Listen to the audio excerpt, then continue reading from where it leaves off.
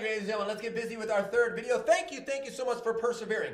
I'm making these a little bit shorter, and that's another reason why I made 3, so I didn't have to have a real long one. So let's just get real busy, find the volume of a composite solid. So let's get started. When I take a look at this composite solid, it looks like an ice cream cone. It looks like I went down to Cold Stone and ordered myself a little ice cream cone or something. And we can tell that the bottom part is a cone figure, and that the top of the part, that's part of a sphere. Does anyone know, what do we call half of a sphere? You know, half of a circle is a semicircle. What do we call half a sphere? Is it a semi-sphere? Nope, it's not. It's a hemisphere.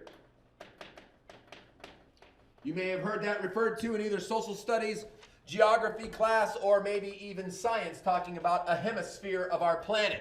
All right, so we can talk about that later. Let's get real busy. I'm going to do shape number 1. Shape number 1 is a hemisphere. Well, to find the volume of a hemisphere, we got to find the volume of a sphere, which is 4 times pi times the radius cubed divided by 3. And then we got to cut that in half. So we're going to divide it by 2. I'm going to show you some stuff that will make this a little bit quicker when you get to class. But right now I'm saving time on the video. So let's just plug in what we know, which would be the radius.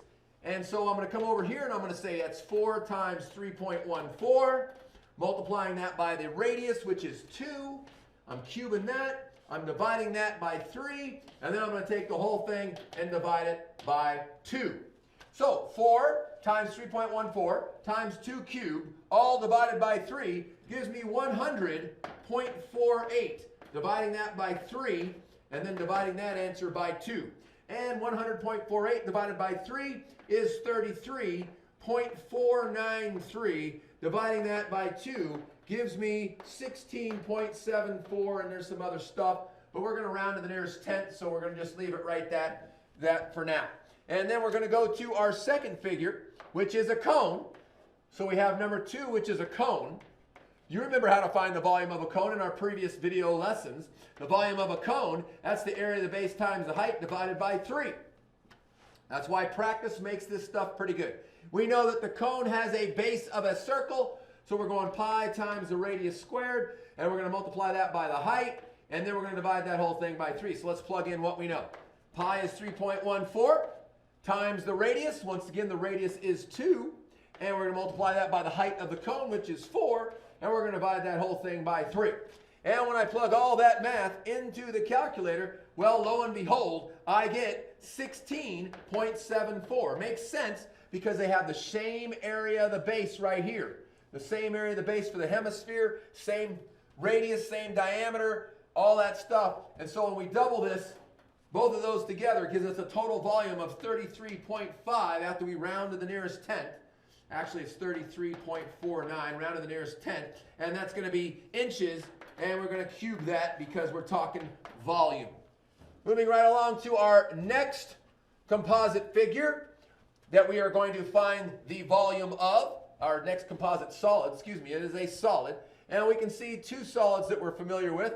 One, a sphere. Well, you can figure that out because we're doing volume of sphere right now. So let's do, we got the entire sphere. So 4 times pi times the radius cubed, all divided by 3. Plugging in what we know, we've got 4 times pi, 3.14, times the radius. So we got to come back over to the sphere. Ooh, they gave us the diameter. The diameter is 10. Divide that by 2. Our radius is 5. So we're going to go 5 cubed and dividing that whole thing by 3. And of course, plugging all that information into a calculator in the correct order, in the correct way, gives us a total volume for that sphere of 523.3 repeating. And now we're going to our second figure. This one's going to be pretty quick and easy for us. We have a prism.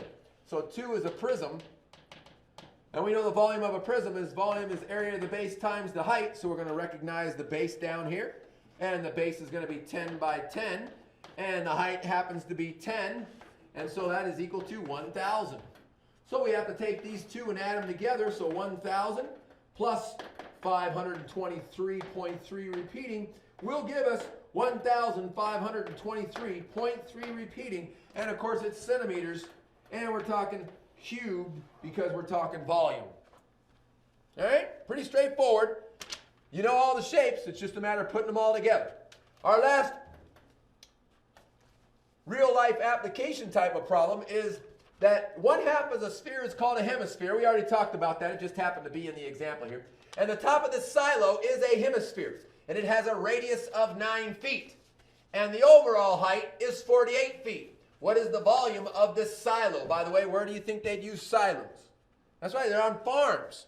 Silos to hold grain and other types of stuff that is collected. They put them in the silo, and then they come and pick that up and take it where it needs to go. So let's label this real quick. It says that the top of the silo of the hemisphere has a radius of 9 feet. So I'm thinking right in here in the center, all the way to the top, this right here would be 9 feet as the radius of that silo. All right? And it says the overall height. The overall height is 48 feet. So that means from the bottom of the silo to the top of that hemisphere, the overall height is 48 feet. Okay, the overall height. That's important. So now we got two shapes we've got to find.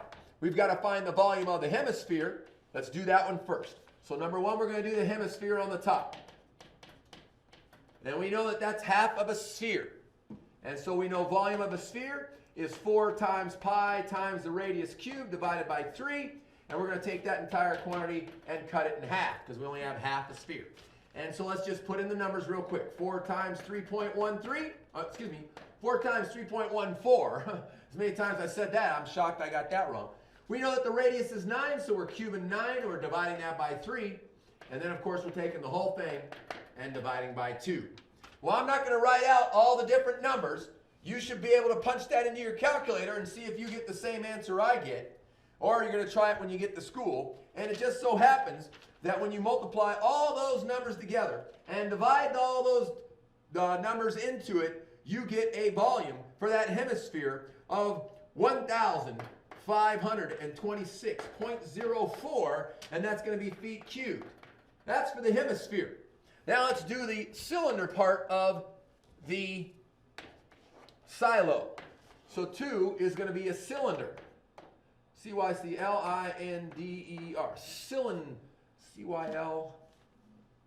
C-Y-L-I. Man, I can't even spell. Take that C out. C-Y-L-I-N-D-E-R.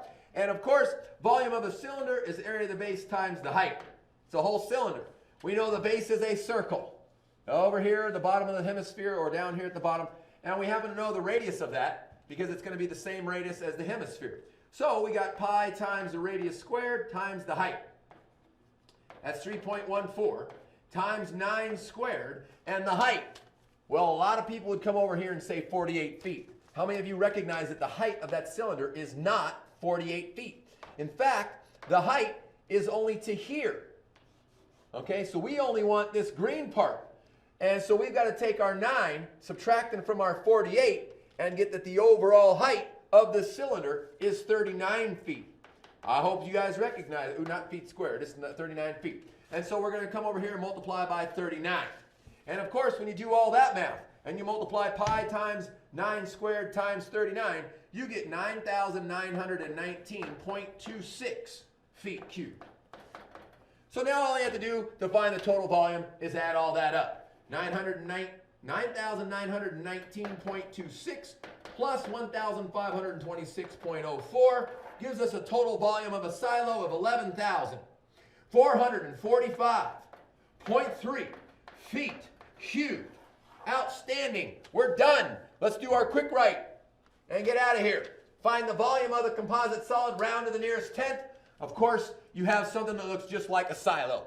It's another one that has a hemisphere on the top, cylinder on the bottom, and it's got all the information you need. Only 2 numbers there, but it's everything you need to find the volume. Please remember to write down any questions that you have as you're drawing that picture and labeling, you're listening to me. We do need to hear questions. Come to class with questions. When you're done with your quick write, begin working on your assignment. Fulfill that 45-minute commitment using aggressiveness and urgency. Use your time effectively, and remember, all out effort to do everything you can to be the best you can be at solving problems and doing math. Ladies and gentlemen, you guys are awesome, and let's roll. As we come to class tomorrow, I'll see you.